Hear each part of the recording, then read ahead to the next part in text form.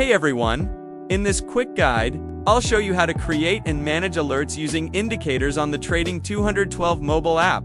Let's get started by opening the Trading 212 app on your phone. Once you're in, choose the stock or instrument you're interested in and open its chart.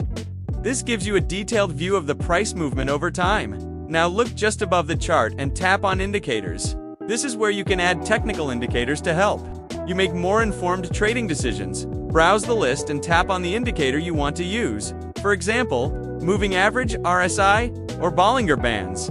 Once you select it, the indicator will automatically appear on your chart. If you ever want to manage or adjust an indicator you've already added, it's super easy. Just tap directly on the indicator. Line shown on the chart, a small menu will pop up here. Tap the settings icon between the eye and the cross. This is where you can tweak the indicator's parameters to better suit your trading style. Once you've made your changes, tap OK to apply them, and you're all set. Using indicators and setting up alerts like this can really help you stay on top of market movements and trade more efficiently.